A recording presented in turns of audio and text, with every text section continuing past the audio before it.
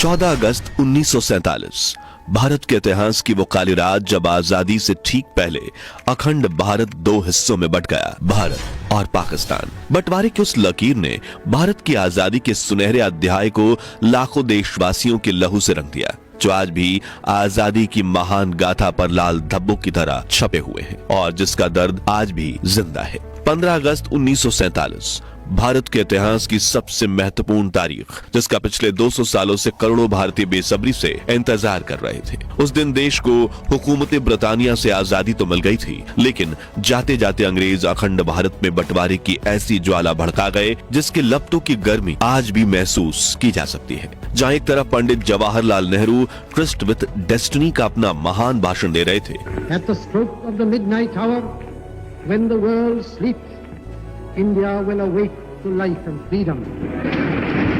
वहीं दूसरी तरफ करोड़ों देशवासी बंटवारे के दर्द से करा रहे थे। एक रात में करोड़ों लोग बेघर और बेरोजगार हो गए, लाखों लोग जख्मी हुए, हजारों मारे गए, औरतों की इज्जत लूटी गई और एक साथ कंधे से कंधा मिलाकर चलने वाले देशवासी एक दूसरे के खून के प्यासे हो गए। उस दर्दनाक मंजर की गाथा इतनी खौफनाक है कि सोचकर ही हमारे रोंगटे खड़े हो जाते हैं। और आज हम आपको महान भारत के इतिहास में 78 साल पीछे ले जाएंगे और 14 अगस्त की उस काली रात से रूबरू करवाएंगे, जिसके बारे में हर देशवासी को जानना चाहिए। लेकिन उसके पहले हमारी एक छोटी सी गुजारिश है कि हर भारतीय वीडियो को लाइक करके कमेंट बॉक्स में जय भारत जरूर लिखें। अखंड भारत, जहां हिंदू, मुस्लिम, सिख, ईसाई और हर धर्म के लोग एक साथ मिलकर खुशी से रहा करते थे, जहां रानी लक्ष्मीबाई, बहादुर शाह जफर, नाना साहेब और मंगल पांडे जैसे महान क्रांतिकारियों की अगुवाई में हिंदू और मुस्लिम दोनों धर्म के क्रांतिकारियों ने एक साथ मिलकर आजादी की पहली लड़ाई लड़ी थी। उसी महायुद्ध के दौरान अंग्रेजों ने हिंदू और मुस्लिम धर्म के लोगों के बीच ऐसा जहर घोल दिया जिसका असर अगले 90 सालों तक इतना बढ़ता चला गया कि हमेशा साथ रहने वाले करोड़ों देशवासी 14 अगस्त की रात एक दूसरे के खून के प्यासे बन चुके थे। आजादी के उस वक्त देश में बारिश का मौसम था, कई इलाकों में बहने वाली नदियां उफान पर थीं, बाढ़ की वजह से किसान की फसलें तबाह हो रही थीं, देशवासियों को अपने ही देश में रहने का डर सता रहा था। एक तरफ लाखों हिंदू मुसलमान पाकिस्तान से भारत की तरफ पलायन कर रहे थे, तो वहीं लाखों मुस्लिम भारत से पाकिस्तान की तरफ भाग रहे थे।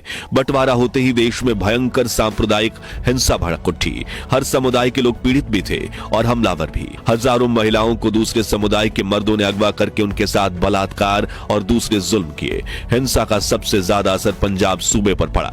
यहाँ बरसों की सिख, मुसलमान और हिंदू आपस में मिलजुल कर रहते आए थे। वे एक जबान बोलते थे, उनकी विरासत साझी थी, लेकिन देश के पार्टीशन के बाद ये लोग एक दूसरे के दुश्मन और खून के प्यासे हो गए। पूर्वी पंजाब में रहने वाले मुसलमान पश्चिमी पंजाब यानी पाकिस्तान भाग रहे थे, वहीं पश्चिमी पंजाब में रहने वाले हिंदू और सिख पूर्वी पंजाब यानी भारत आने को मजबूर हुए। यहां आप स्क्रीन पर दिल्ली से लाहौर जाने वाली ट्रेन की दुर्लभ वीडियो देख रहे हैं। लोग मजबूरी में ट्रेनों की छतों पर बैठकर सफर कर रहे हैं। जिन लोगों को ट्रेन नहीं मिल पा रही वो ट्रकों में सवार होकर पलायन कर रहे थे। कुछ बैलगाड़ियों का सहारा ले रहे थे, तो कुछ परिवार अपनी बची कुची संपत्ति को एक छोटी साइकिल पर लादकर एक देश से दूसरे देश की ओर भाग रहे थे। जहां एक तरफ करोड़ों लोगों के लिए आजादी किसी वरदान से कम नहीं थी, वहीं लाखों के लिए ये एक अभिशाप बन गई। अपना सब कुछ छोड़कर सिर्फ जान बचाने के लिए दूसरे देश भागना किसी डरावने सपने जैसा था। हालांकि भारत और पाकिस्तान के बंटवारे की यह दर्दनाक दास्तान आजादी से कई साल पहले ही शुरू हो चुकी थी।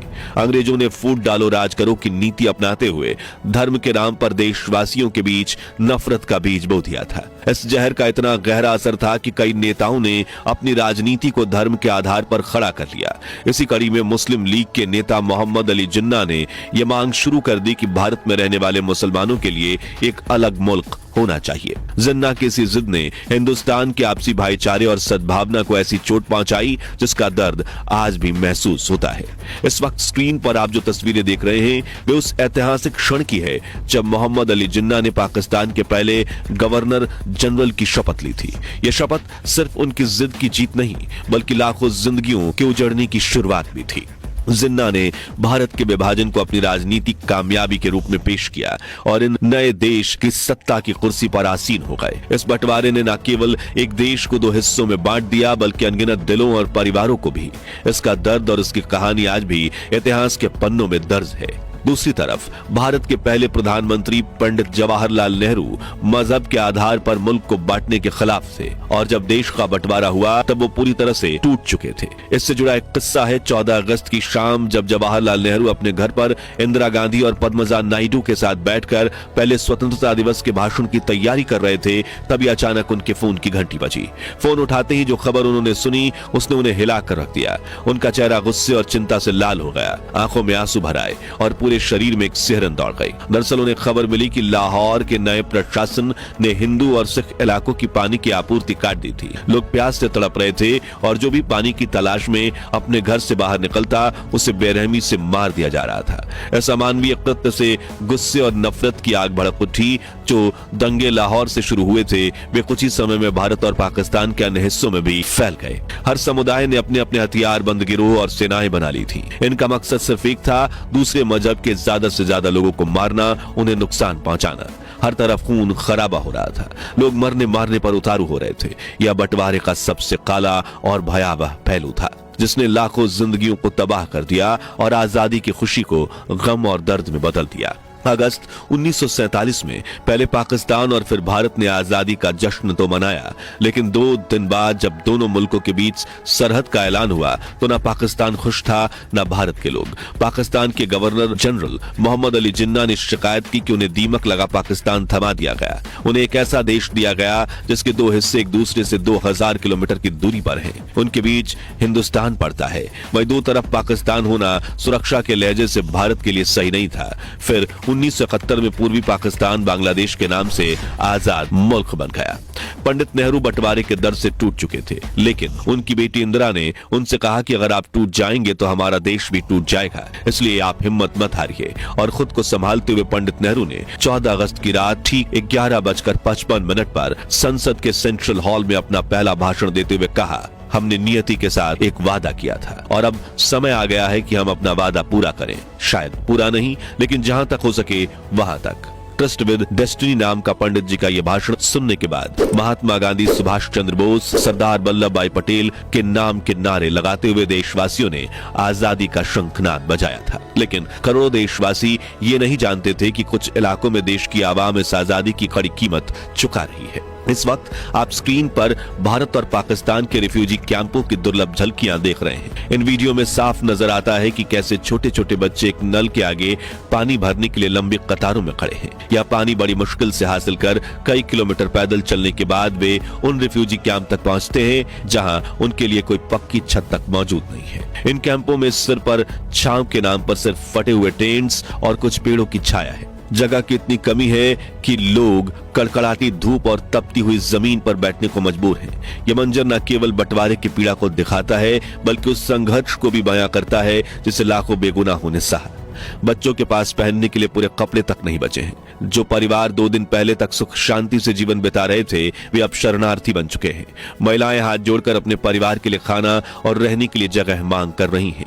भूख से तड़पते बच्चे के शरीर को पोषण का शिकार हो चुके हैं और उनकी हालत दिन ब दिन बदतर होती जा रही है। इसके बावजूद लाखों लोग अपना घर बार छोड़कर बिना किसी मंजिल के आगे बढ़ते जा रहे हैं। उनके पास ना लौटने का कोई विकल्प है और ना ही ठहरने की कोई जगह। हालात ने उन्हें बेबस कर दिया है, लेकिन उनके कदम रुकने का नाम नहीं ले रहे। इस ट्रेन की हालत देखिए जिसमें लोग खिड़कियों और दरवाजों पर लटक कर सफर कर रहे हैं। अपनी जान को जोखिम में डालने के बावजूद उनकी बस एक ही ख्वाहिश है, किसी भी तरह पाकिस्तान से भारत पहुंचना। ये मंजर बंटवारे की त्रासदी और इंसानी तकलीफों की हदों को बयां करता है, जिसे देखकर कोई भी व्यक्ति भीतर तक हिल जाएगा। ये तस्वीरें लाहौर की हैं, जहां लोग ट्रेन की पटरियों के पास बैठकर ही खाना बना रहे हैं। उनकी कोशिश है कि जब भी कोई ट्रेन आए तो वो बिना समय गवाए उसमें सवार हो सके।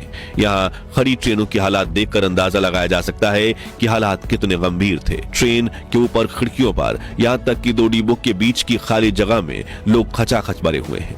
उनके हाथों में कुछ टूटा फूटा सामान है और दिल में सिर्फ एक उम्मीद, बस किसी तरह जिंदा बच जाएं। अगली दुर्लभ वीडियो दिल्ली के कुतुब मीनार की है, जो 1947 में आजादी के वक्त का दृश्य दिखाती है। उस समय कुतुब मीनार के आसपास का इलाका बिल्कुल बंजर था, जहां राजाओं के पुराने महलों के खंडहर फैले हुए थे। इस वीडियो में दिखाई दे रहे लोग आजादी का जश्न मनाने के लिए कुतुब मीनार तक पहुंचे हैं। यह दृश्य आजादी की खुशी और पुराने इतिहास की झलक को एक साथ प्रस्तुत करता है। दोस्तों, अगली फुटेज देखकर आपकी आंखें नम हो जाएंगी। उस दौर में भूख से तड़पकर लोगों ने अपनी जान तक गंवा दी थी।